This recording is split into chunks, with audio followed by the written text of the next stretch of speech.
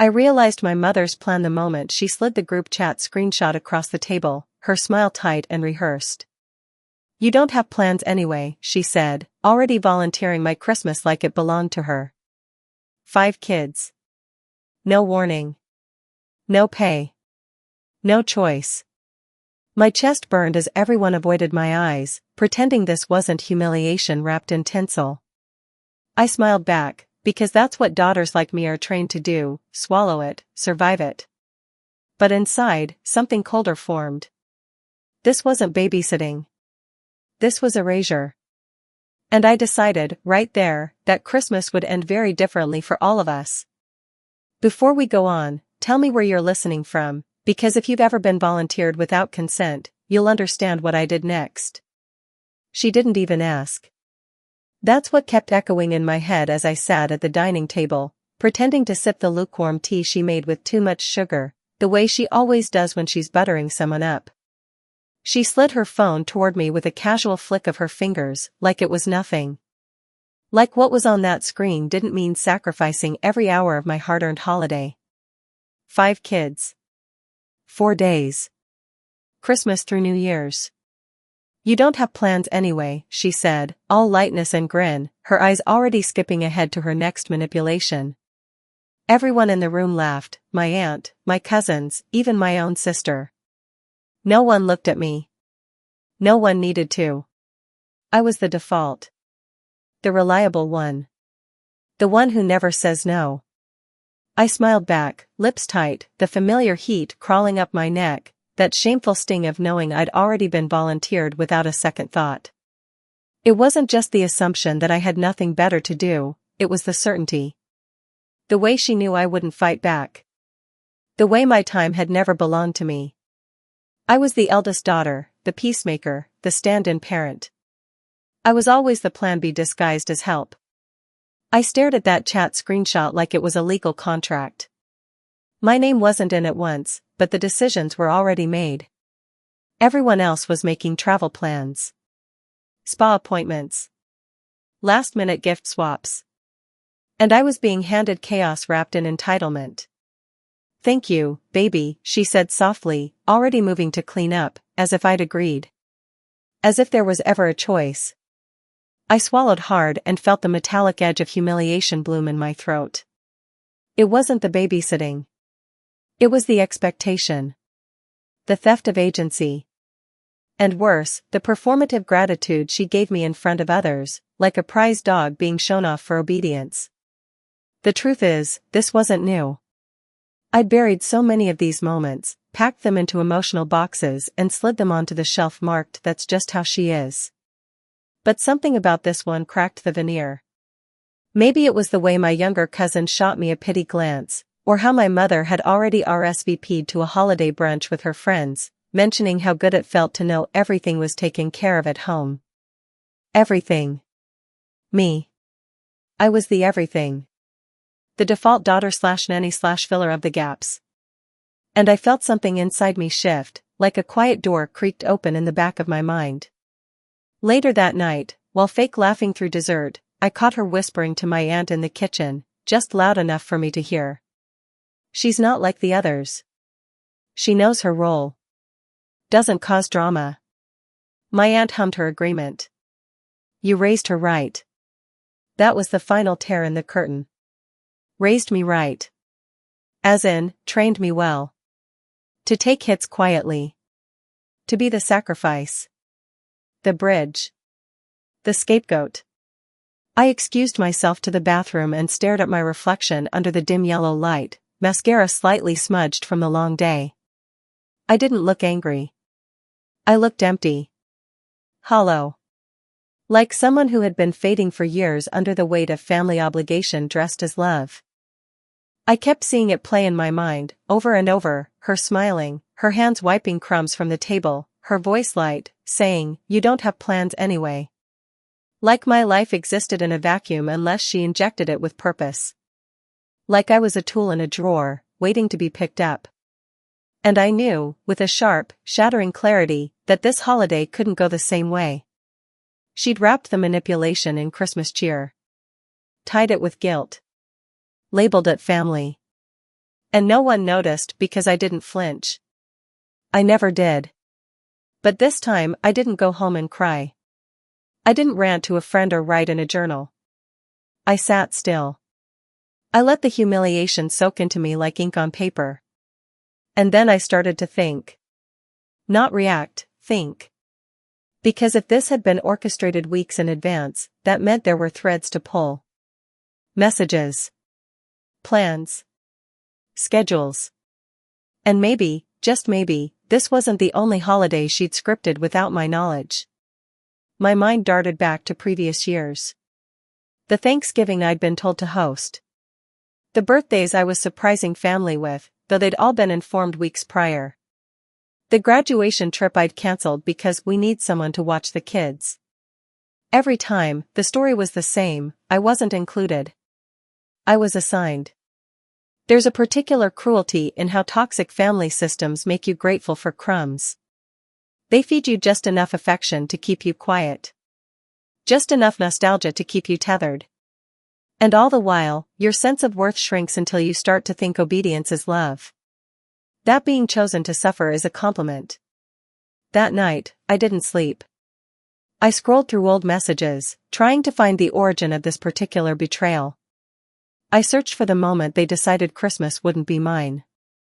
It wasn't in a dramatic email or a phone call. It was in a message chain between my mother and my sister, from 3 weeks earlier. She won't say no. She never does. A smiling emoji. Plans to drop off the kids on the 23rd. A note about snacks. I felt my stomach twist. My sister, who once cried on my shoulder about being left out of family events, was part of it too. The betrayal was quiet, deliberate, and efficient. And that made it worse. It was easy for them. I wasn't even a discussion, I was a tool. But they made one mistake. They forgot I could think for myself. They counted on the same silence I'd always given. The same shame that made me complicit. But this time, instead of swallowing it, I tasted it.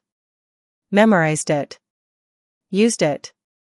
Because if they had been planning without me, then I could start planning without them. And this time, I wouldn't be the gift handed over. This time, I'd be the twist no one saw coming. And as I stared at the old Christmas decorations still packed in the hallway, I smiled for real, for the first time in years. They thought I'd stay quiet. But I was already writing my own script. And it started with one sentence. I'm not coming. Not this year. Not ever again without a cost. And just as I closed the chat window on my phone, a new message popped up from my mother. Can you also bring extra bedding? They'll be sleeping in your room. I stared at the screen, heart slow, breath even. That's when I knew. They hadn't just taken my time. They'd taken my space. And they didn't know. They'd just made the biggest mistake of all. There were 5 of them. 5 little faces I didn't give birth to, didn't choose, didn't sign up for. 5 chaotic orbits colliding through a holiday I hadn't even been asked to participate in. Each child came with their own noise, their own need, their own name. And none of them were mine. But I was expected to be the gravity keeping them from spinning out. That was the assignment, unpaid, unspoken, and irreversible. I stood in my mother's hallway that next morning as she rattled off their arrival times like it was a group tour itinerary. You don't mind watching them a bit early, do you? Shannon's got a last-minute hair appointment. Shannon. My cousin. The one who has a full-time nanny but somehow never brings her to family events. I bit my tongue, the taste of last night's humiliation still sharp. What would have been a soft no from someone else stayed caged inside me. I gave a small nod instead. It was easier. Cleaner. Expected. But something inside me had begun to calcify. I wasn't reacting anymore. I was recording. Observing. Letting the weight of every boundary violation press down in slow, silent increments. My chest felt tight, not from stress, but from the quiet, dangerous patience that had begun to grow. By mid-morning, 2 of the kids had already arrived, bags tossed on the couch, shoes kicked into corners, devices thrust into my hands with dead batteries and broken screens. I tried to get names straight while my mother flitted between the kitchen and the living room, humming Christmas songs as if she hadn't just appointed me unpaid staff. She passed me a tray of orange slices and said, "Make sure they eat something healthy before the sugar hits." I stared at her like she was speaking through glass. Each child was an echo of the adults who left them. Loud. Demanding. Comfortable with disappearing. The parents made jokes about how great I was with kids. How I always just knew what to do. But I'd never been asked if I wanted to. That's the difference between praise and manipulation. One gives you freedom, the other uses it as a leash. My sister dropped off her twins around noon, barely stepping inside. She handed me a bag of diapers, a few snacks, and a long list of allergies. "You're amazing for doing this," she said, eyes darting to her watch. "Seriously, Mom was right. We'd be lost without you." She kissed the top of my head, already walking away. I watched her go, the lie lingering like perfume. I sat with them on the living room rug, each of them demanding something: juice, cartoons, another turn with the tablet. But my mind was somewhere else, cataloging everything. My aunt had hired a sitter last week. Shannon had posted about hers just yesterday. They had access to care, they just didn't want to pay for it when I was around. I was the loophole. The family discount. The free upgrade. And I realized, this wasn't kindness. It was strategy. Financial manipulation dressed in family obligation. Later that afternoon, my mother returned from a quick run that had lasted 3 hours. She waltzed in with bags of gifts and pastries, cheeks pink from the cold and compliments. She greeted the children, then turned to me. "Oh, they're having such a good time with you. You're a natural." I smiled like it didn't hurt.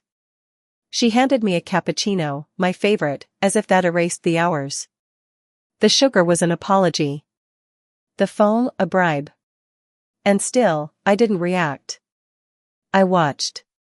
Dinner was worse. All the adults came back just in time to eat. Plates were made. Laughter echoed. Everyone commented on how smooth everything had gone. "So glad you were around," one cousin said. "We'd be drowning if it weren't for you." My mother raised her glass, eyes twinkling. "Told you she's dependable." "That's my girl." I stiffened. "That's my girl." As if I was a product. A result. A success story in compliance. I felt eyes on me. Not gratitude, expectation. The sense that if I broke the illusion, I'd become the problem. I slipped out during dessert. I needed a moment alone. I stood in the hallway, lights low, the buzz of conversation muted behind me. That's when I heard her. My mother.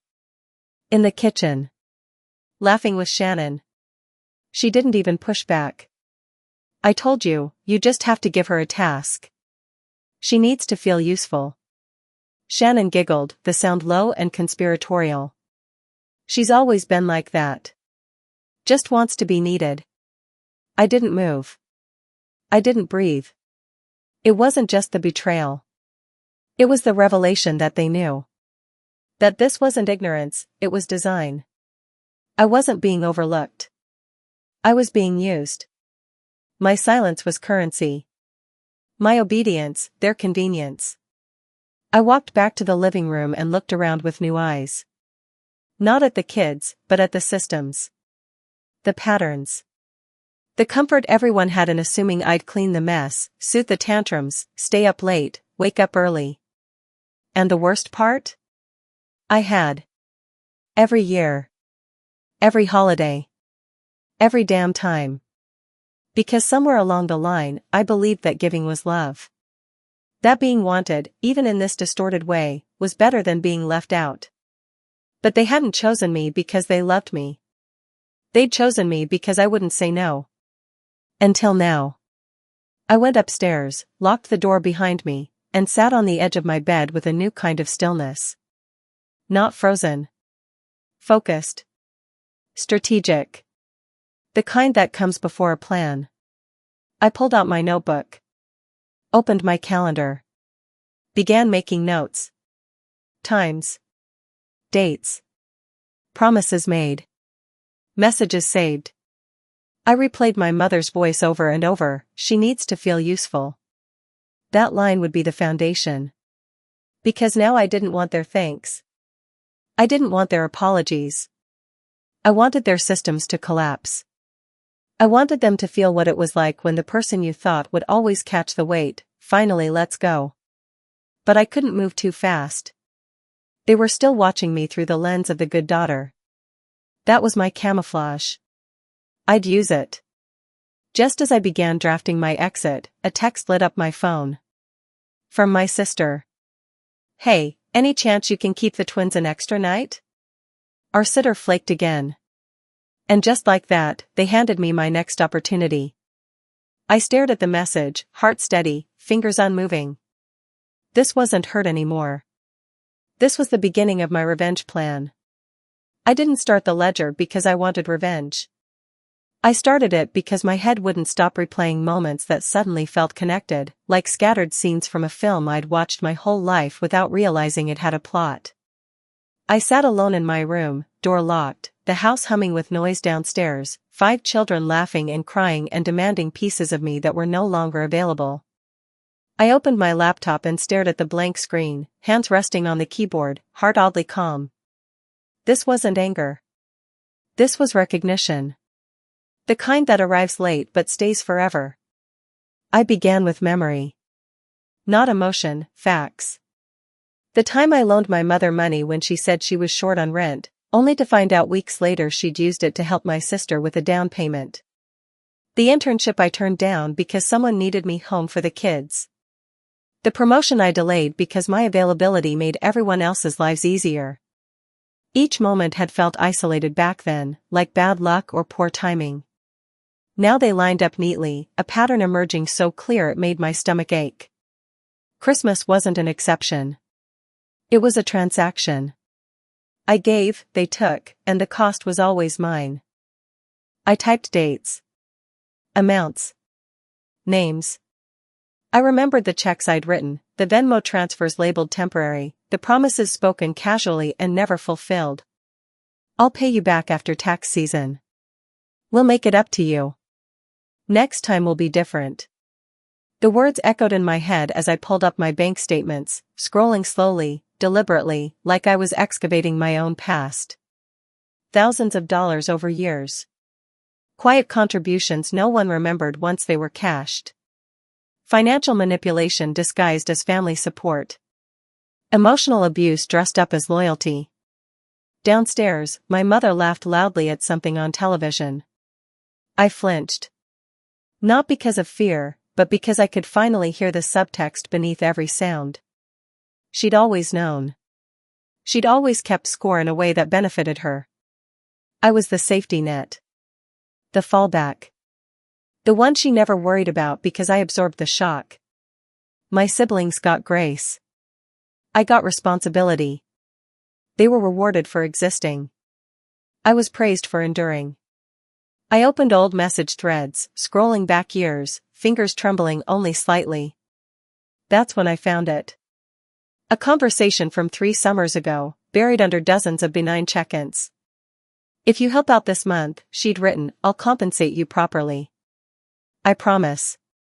Properly. The word glowed on the screen like a confession. There were follow-ups too. My polite reminders. Her reassurances. Then silence. I'd let it go at the time, convincing myself that love didn't need receipts. That keeping peace mattered more than being paid. I swallowed the bitterness then. I refused to now. The realization hit me with a dull, heavy force. My siblings weren't just favored emotionally. They were subsidized. Their lives were easier because mine was harder. Their freedom was funded by my compliance. I remembered my brother's wedding, how my mother insisted I help just a little with costs. I remembered my sister's vacation, how I stayed behind to watch her kids so she could finally relax. Each time, I'd been told I was generous. Selfless. Mature. What I really was convenient. I created columns. Dates. Promises. Payments. Gaps. The spreadsheet grew quickly, filling the screen with evidence I'd never allowed myself to see all at once. This wasn't resentment. This was documentation. This was clarity. I wasn't imagining the imbalance. I was living inside it. The suspense tightened in my chest as the pattern completed itself, like a puzzle snapping into place. Every holiday. Every crisis. Every small favor. Always me. Always unpaid. Always expected. I thought about how often my mother praised my siblings for doing the bare minimum, while my sacrifices were treated as baseline behavior. Toxic parents don't scream or hit. Sometimes they just assign you a role and never let you leave it. I'd been cast as the giver, the fixer, the quiet one. And the moment I considered stepping out of it, the entire structure threatened to wobble. That's why they needed me compliant. That's why they volunteered me before I could refuse. I leaned back in my chair, breathing slowly, letting the weight of it settle. There was grief there. For the younger version of me who thought being indispensable was the same as being loved. For every opportunity I'd passed up because someone else's needs were louder. But there was something else too. Power. The kind that comes from finally understanding the game. Downstairs, I heard my mother calling my name. Asking where I was. I didn't answer. For once, I let the silence stretch. I watched the cursor blink at the bottom of the spreadsheet, patient, waiting. I added one more note at the top, Christmas babysitting, unpaid. Then I highlighted it in bold. Not because it hurt the most, but because it was the most recent proof that nothing had changed. They hadn't evolved. They'd escalated. I saved the file with a neutral name. Nothing emotional. Nothing obvious. Precision mattered now. This wasn't about confrontation. It was about leverage. About choosing when and how to speak. I thought about the way my mother had bragged earlier, about how she'd handled me. That confidence was my opening. She believed I was predictable. She believed I'd stay quiet. She believed I needed her approval more than my autonomy. She was wrong. As I closed the laptop, my phone buzzed with another message. From my mother this time. Can you also cover groceries this week? I'll get you back later. I stared at the screen, the ledger still open in my mind, the numbers adding themselves without effort. Later had become a myth. A lie repeated so often it passed for truth. I didn't respond. Instead, I reopened the spreadsheet and added a new row. Because if they'd been keeping me in debt emotionally for years, it was time they learned what accountability looked like. And this time I wouldn't raise my voice. I'd raise the balance. I didn't start with anger. I started with evidence. Cold, silent, unemotional documentation, because I knew the moment I showed emotion, they'd twist the narrative. They always did. The too sensitive label, the overreacting script, the tone policing tactics that rewrote my pain as drama. So I gave them nothing to grab onto. No tears. No warnings. Just a search bar and a timestamp. And in the quiet of my locked room, I began assembling a case against the woman who raised me like a tool. My phone was my first witness. Screenshots, date-stamped, unedited. Every promise made in passing, preserved. I'll pay you back. It's just this one time. You're helping the family. Each message soaked in casual entitlement, now weaponized by context. I organized them by year. Labeled them. Added them to a folder I titled Silent Receipts. Because that's what they were, whispers of unpaid debts no one thought I'd remember. But I remembered. And I backed them up to the cloud. I opened my Google Calendar next, scrolling through entries from years past. So many days marked family help. No detail. No thanks. Just blocked hours that could have been job interviews, self-care, dates, or sleep. They stood out like bruises. I exported them, highlighted holidays. Every time I'd canceled a plan for someone else's emergency. Every time they assumed I'd just be there. And I was. But not anymore. The deeper I went, the clearer the shape became. This wasn't love. This was unpaid labor masked as daughterhood. I pulled up my Venmo history. Scrolled through years of transfers. Gas money I never got back. Grocery runs I paid for. Deposits I covered. Every $20 here, $50 there, just for now. I built a spreadsheet beside it, logging each transaction with cold precision. The numbers were no longer emotional, they were structural. And the total made my breath catch. Over $6,000 across 8 years. Gone. Never reimbursed. Always later.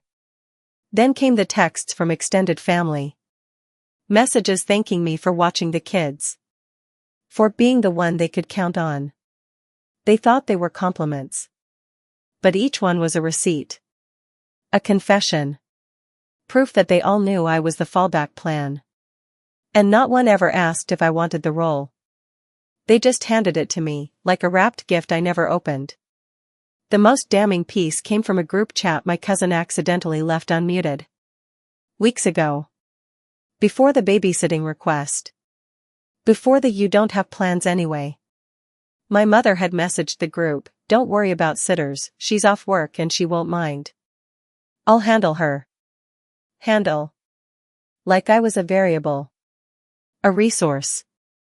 A liability to be neutralized. That word stayed with me like a bruise. I printed it all, yes, printed. Hard copies in a labeled folder. One for me. One to lock away. Because I knew the gaslighting would come when I started pulling away. The attempts to rewrite history. And when they did, I wouldn't argue. I'd just hand them proof. Somewhere between my third and fourth screenshot, I stopped feeling guilt. The fear began to recede, replaced by something steadier. Not rage, resolve. I didn't owe them explanations anymore. I didn't need their permission to protect my time, my energy, my life. For the first time, I stopped asking myself if I was being too harsh. I started asking why they'd never once stopped to think if they were being too entitled. I closed the spreadsheet and looked around my room. My suitcase was half-packed from weeks ago, before I knew how Christmas would unfold. It stared back at me now like a dare. I reached for it and began folding clothes with quiet focus. No drama. No declarations. Just movement. One pair of jeans. 2 sweaters. My passport. A book I never got around to reading. My charger. I sat back down and opened my browser. Flight search. One way. Outbound December 25th. I didn't care where. Just away. Anywhere that didn't echo with obligation. Anywhere I could breathe without someone needing me to carry their mess. I picked a place that was warm. Somewhere I could sit on a balcony and feel the sun on my face and know that not a single person could ask me for anything. The price was high. Holiday rates. Last-minute fees. But for the first time, the cost felt worth it. Because I wasn't just buying a ticket, I was reclaiming my time. My silence. My choice. The confirmation email slid into my inbox with a soft ping. I stared at it, heart beating steady. Non-refundable. No turning back. I closed all tabs, cleared my browser, deleted the search history, not out of fear, but strategy. This had to be clean. Controlled. They couldn't know I was slipping out until I was already gone. Until they woke up on Christmas morning and realized the person they'd taken for granted wasn't there. Not to make pancakes. Not to soothe screaming children. Not to disappear into service while everyone else unwrapped joy. Not this year. My phone buzzed again. Another group chat. My mother was confirming the kids' drop-off times. We'll be there around 9 a.m. She knows the routine. No punctuation. No gratitude. Just assumption. I didn't respond. I didn't need to. They were writing the script, and I was exiting the stage. Quietly. Legally. Precisely. The folder of receipts sat on my desktop, glowing like a weapon. I knew I wouldn't have to use it. Not yet. But just knowing it existed gave me something they'd stolen long ago: certainty. If they came for me with denial, with revision, with gaslit concern, I would meet them with paper. With timestamps. With truth. The power had shifted. And all it had taken was silence. I double-checked my flight time. Christmas morning. 6:15 a.m. While they slept. While they dreamed. While they waited for me to carry a holiday that never belonged to me. The door would close behind me, and for once, no one would follow. And as I shut my laptop and turned out the light, my phone buzzed again, this time with a voice message. From her. I pressed play. Her voice, soft, calculated. Hey, just checking you're still good for the 25th. I know I don't need to worry, but you know how anxious I get. And then, as if it were casual. I told everyone you'd handle it. Don't make me look stupid. The line went dead. But the silence that followed? That was mine. Revenge, it turns out, is not a scream. It's a spreadsheet, a browser window in incognito mode, a bookmark tab that no one else knows exists. It's legal research typed with steady fingers. It's me, cross-legged on my bed at 2:13 a.m., illuminated by the cold light of facts, not feelings. For the first time in my life, I wasn't trying to be understood, I was preparing to be undeniable. I'd always been their fallback, their emotional unpaid labor. But now I was calculating cost, consequence, and control like a woman building her own exit clause. I started with labor laws. State-level definitions of caregiving, domestic help, familial expectations. I searched for phrases like implied agreements, financial exploitation, verbal commitments. It wasn't about suing anyone. It was about knowing exactly what they assumed I didn't. Knowledge as leverage. Boundaries with teeth.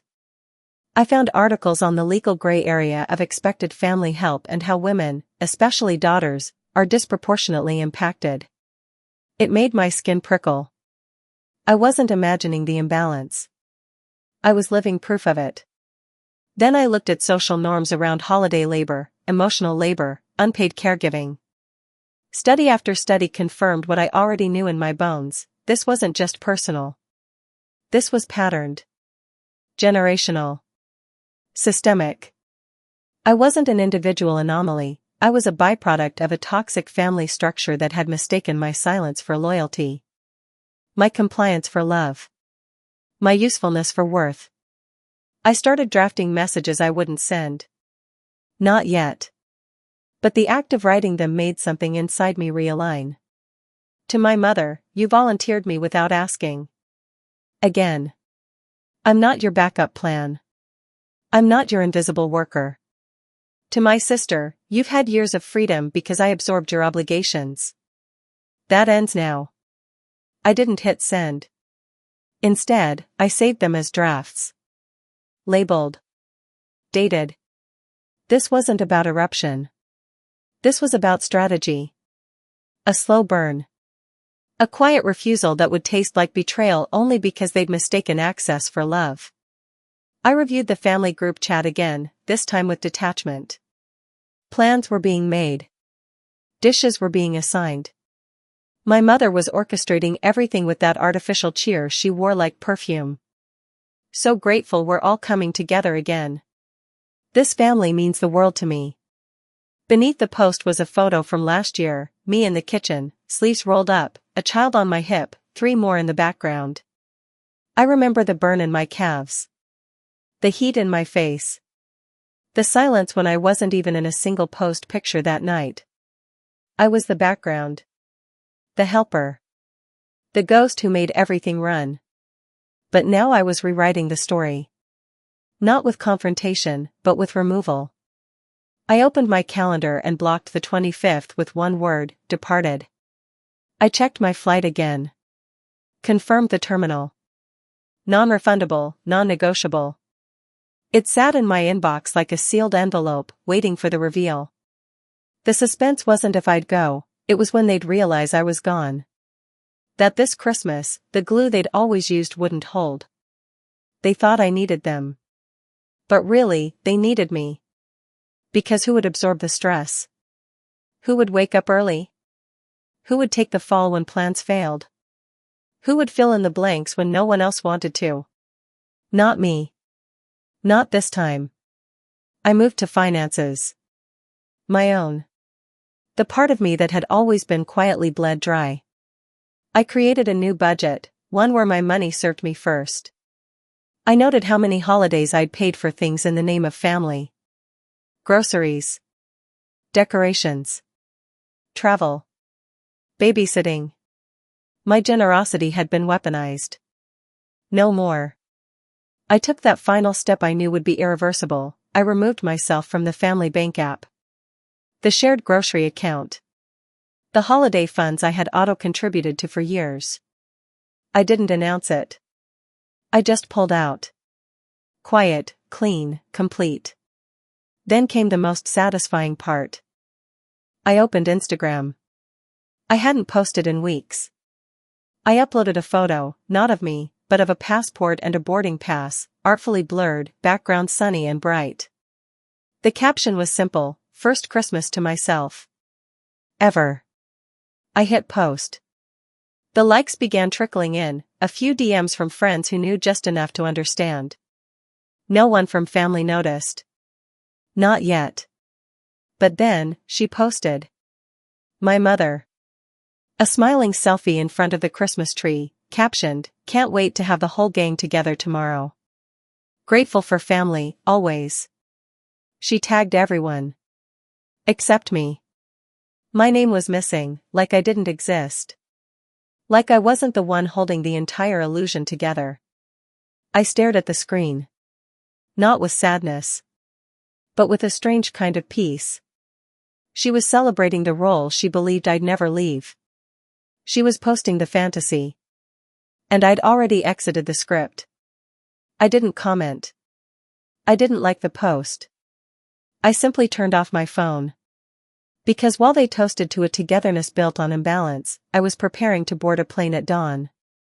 And the moment they woke up to find the kids awake, the plans unraveling, the absence of me hanging in the air like smoke, they'd realize something vital. The daughter they thought they'd handled? She had handled them. And the receipt for that? Would arrive in silence. Just as I zipped my suitcase and slipped it by the door, another notification lit up the dark screen. A new group chat message from my mother. Everyone be here by 8 a.m. Breakfast will be ready. She's got everything covered, red heart. I stared at it. And I smiled. Because in 6 hours, that lie would meet reality. And the fallout? Would write itself. The plane took off at exactly 6:17 a.m., slicing through the darkness like it had somewhere far more important to be, which, for once, I did. I didn't look back at the airport. I didn't check my phone. I didn't scroll through messages. I just sat in my window seat, the sky slowly bleeding into shades of gold, and exhaled as if I'd been holding my breath for years. I watched the clouds fold beneath me like a secret and thought, this is what freedom sounds like. No screaming children. No last-minute demands. No invisible leash around my throat disguised as tradition. Back on the ground, I knew what was happening. I could feel it before I saw it, the unraveling. The panic. The realization that the default daughter had defaulted out. The house would have started stirring around 7. The kids, one by one, waking up. Hungry. Loud. Restless. My mother, still in her robe, smiling in that brittle way she does when she believes chaos can be controlled by tone alone. But then the clock ticked past 8. Past 9. And I wasn't there. My phone was on airplane mode, shoved deep in my backpack. It buzzed the moment we landed, vibrations so violent they made the seat tray rattle. I didn't look right away. I took my time. Grabbed my bag. Stepped into the warmth of a city that didn't know my name. My sandals hit the pavement like punctuation. The sun kissed my face without asking anything in return. And finally, when I sat on a bench just outside baggage claim, I opened my phone. 11 missed calls. 7 from my mother. 2 from my sister. 1 from a blocked number, likely my aunt, who still thinks anonymity gives her power. The group chat was in flames. Has anyone heard from her? She's not picking up. We're all standing here like idiots. Where are the kids supposed to go? We're literally already here. Not funny anymore. This isn't you. But it was me. It was the version of me they never planned for. I scrolled in silence, watching as they scrambled to reassign what they'd dumped on me. Panic creeping in through poorly veiled texts. My mother trying to hold it together. My sister fuming in all caps. A cousin mentioning Ubering to her ex's place because she wasn't going to be stuck with screaming toddlers. I didn't respond. I let them burn. I let the sound of their unraveling replace the usual Christmas soundtrack I'd grown to resent, the clatter of dishes, the shrill chaos of unattended children, the fake laughter layered over real exhaustion. This year, their soundtrack was silence. My absence. The echo of all the effort they never noticed until it was gone. The texts kept coming. Seriously, this is childish. You knew we were counting on you. You can't just disappear like this. Can't I? I sipped a bottle of water, stretched my legs, and watched a couple across the street slow dance to a street musician's saxophone. No kids. No obligations. No false obligation marketed as love. Just choice. And then the voicemails. The first few were what I expected, sweet, then sour. Hi honey. Just checking in. We're all excited to see you, call me back. Then, a little more forceful. Okay, we're all here and I don't know what's going on, but this isn't okay. You're putting me in a really tough spot. Then, silence for hours. Around noon, I walked along the boardwalk, bare arms warm under the sun, and replayed that final voicemail. This one was different. The voice was slower. Calculated. Controlled, but only barely. Listen, my mother began, her tone low and sharp, stripped of every trace of performative sweetness. I don't know what game you're playing, but you've made a lot of people angry. You're embarrassing me. This isn't how we do things. I vouched for you. I trusted you. And you're making me look like a liar.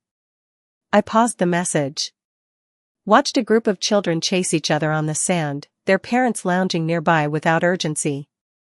I pressed play again. You want space? Fine. But don't come crying back when people start realizing you're not as dependable as you pretend to be.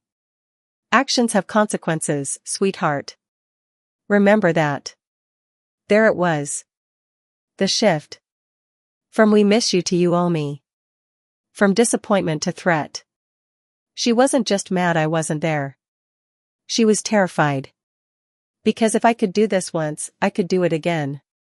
And next time, it wouldn't just be Christmas. I sat still, letting the last seconds of the voicemail hang in the air like smoke. Her voice faded, but the threat pulsed beneath it. The implication that I'd be punished. That they'd turn this against me. Smear me.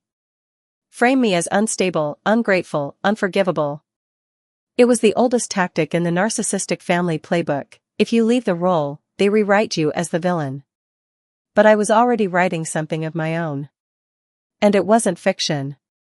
I locked my phone, slid it back into my bag, and let myself smile, really smile, for the first time in what felt like years. Because the distance wasn't just physical. It was psychological. Emotional. Strategic. They had woken up expecting me. And I hadn't just let them down. I'd let them see what their lives looked like without me holding the scaffolding in place. What happened when the reliable one stopped showing up? What collapsed when the invisible glue was gone? And in that collapse, something beautiful began to grow. Me. Untethered. Unbought. Unbothered. But I knew it wasn't over. That voicemail was just the beginning. Because when someone like my mother realizes she's no longer in control, she doesn't apologize. She retaliates. And as I stared out at the ocean, the waves folding like secrets, my phone buzzed again. A new notification. Not a message this time. A tagged post. From her. One sentence. Some people only show their true colors when you need them most. The cliff edge had arrived. And I was already mid-leap. The silence was louder than the screaming would have been. No one was tagging me anymore. The group chat was still active, but I wasn't being mentioned by name, not directly. That was the first sign of panic. Not one apology. Just confusion masked as passive aggression. And beneath it all, the slow unraveling of a hierarchy that had been built on the certainty of my compliance. Without me, the scaffolding was snapping. And I didn't have to lift a finger. At first, they tried control through absence. Pretend she doesn't exist. A few vague posts. Cryptic messages. My mother's digital smear campaign unfolding in curated Instagram captions. Some people forget what family means.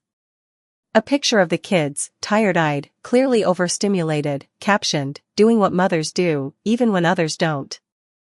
I didn't respond. I watched. I collected. Every post, every indirect accusation, it all went into a folder labeled optics. But behind the performance, the group chat was splintering. My cousin snapped first. Okay, but where is she? Someone must have said something. You don't just disappear like that. My sister followed, brittle as ever. She probably booked some healing trip. You know how she gets when she thinks she's been wronged. Then my aunt chimed in with faux diplomacy. Let's not speculate. Maybe something happened. Maybe she's overwhelmed. They still couldn't say the truth. Maybe she's done. Maybe she's watching us implode and finally realizing she was never the problem. That's when I dropped the first receipt. I didn't announce it. I just sent a screenshot into the chat. A message from my mother dated 3 weeks earlier. She won't say no. She never does. I'll handle her. No caption. No commentary. Just evidence. The chat froze. No one replied for 4 minutes. I watched the typing bubbles appear, vanish, reappear like ghosts. Then, finally, my cousin, wait, what is this? My sister, are you serious right now? Another screenshot followed. This one from my mother to Shannon, she's like a service switch. Just flip her on when you need her. Again, no commentary from me. Because explanation is a form of begging. And I wasn't begging anymore. That's when the shift happened. The power dynamic, the one they'd spent years layering with guilt and manipulation, tilted. My sister's next message was a panicked pivot. Okay, I didn't know she said that. That's messed up. Then, I thought you were cool with the plan. Mom said you agreed. I dropped a third message. From me. 2 months ago. Asking directly, can I please not be in charge this year? I need a break. My mother's reply, of course. We'll find someone else. They never did. They never intended to. My silence after that was strategic. Let them sit with it. Let them spin. Apologies trickled in privately now. Direct messages. Texts. My sister first. I'm sorry. I didn't know it had gotten that bad. Then my cousin. Honestly, I didn't realize how much you were doing. That's on me. But none from her. My mother stayed publicly quiet. Privately furious. Until late that night.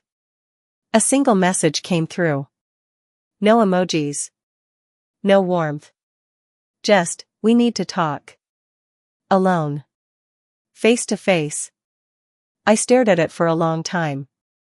Because in that single sentence, she revealed everything: the loss of control, the desperation, the belief that proximity might still give her leverage. But I wasn't walking into another closed-door conversation designed to rewrite my memory. I was documenting everything.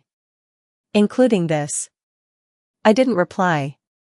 I took a screenshot instead. Added it to the folder. Because when someone who's always held power finally realizes the system doesn't bend to them anymore, they don't crumble. They scheme. And I could already feel it. She wasn't asking to talk. She was preparing to rebuild the story. This time, with me as the villain.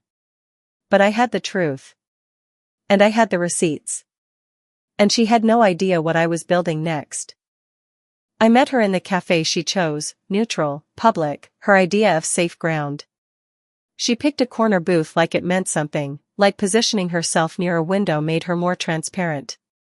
I arrived early, sat with my back straight, my folder tucked into my bag like a weapon she couldn't see. She walked in 10 minutes late, coat too expensive, perfume too strong, and that same brittle smile stretched across her face like it hadn't cracked a week ago. As if she could still fix this with charm and rewrites. But charm doesn't work on the unfazed. And rewrites don't work on women who kept the receipts. She didn't order anything. Just sat across from me and folded her hands like we were there for prayer, not consequences. "You've been avoiding me," she said first. Not a question. Not even accusatory. Just a test, to see if I'd flinch. I didn't. I tilted my head slightly and offered nothing. "I'm not here for a fight," she added quickly, softening her tone like it ever worked on me. "I just think there's been a misunderstanding. I never meant for you to feel excluded." That was the word she chose. Excluded. Not exploited. Not dismissed. Not used.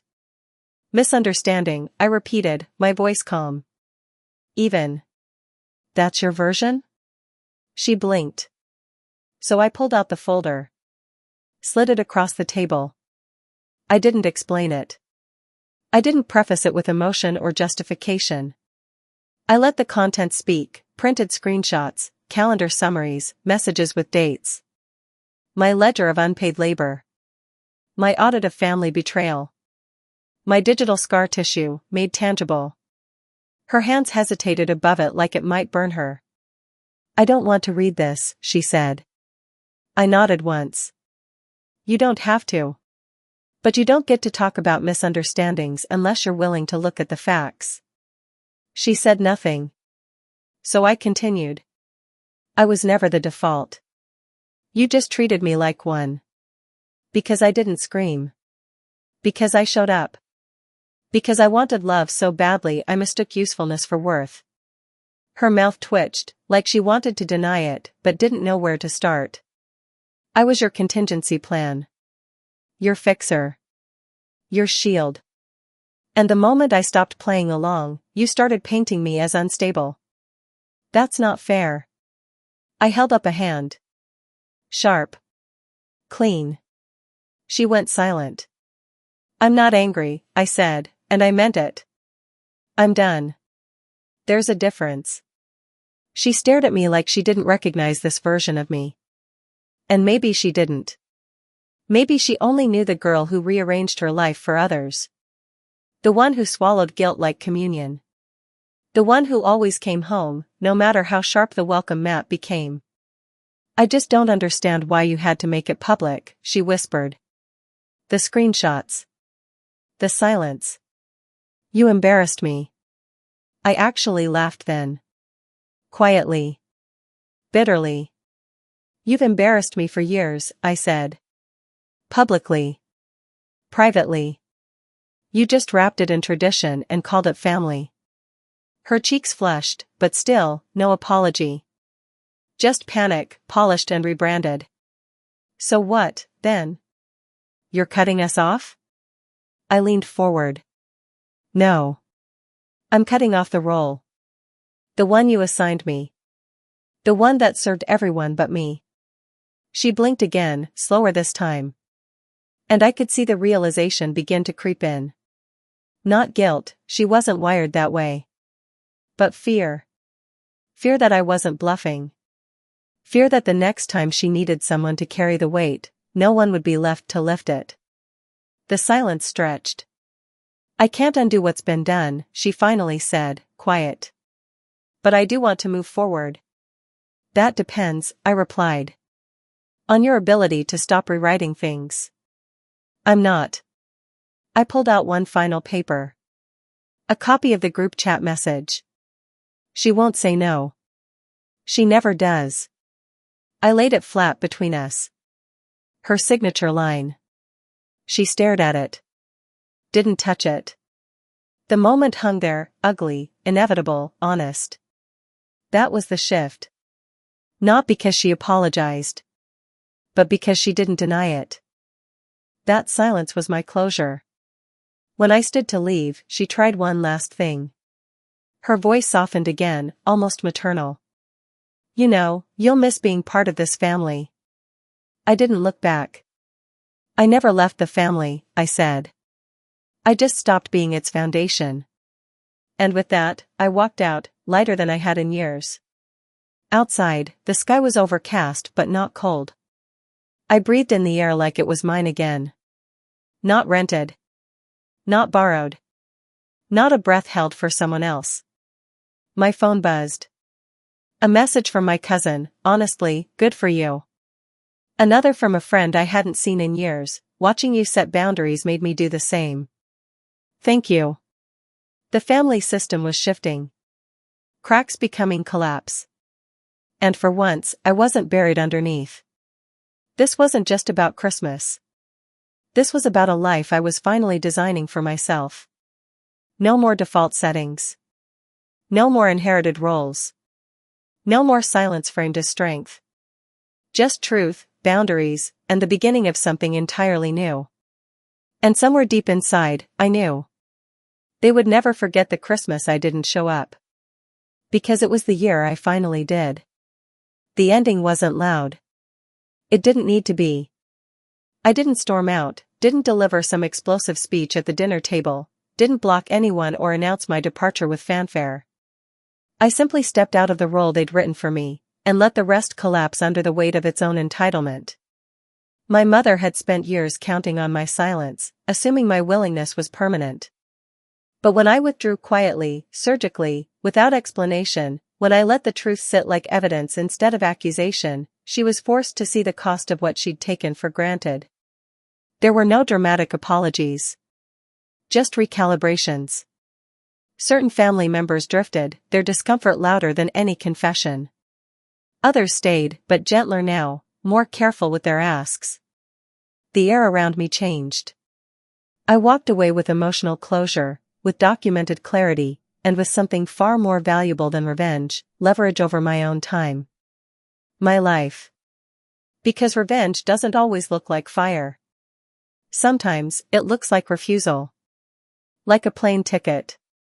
Like no response. Like not showing up where you were never asked to be, just assigned. And if any of this felt too familiar, too close to home, then maybe it's time to ask yourself. What has your silence been funding? They thought Christmas was something they could take from me, until I reminded them I was never theirs to give away.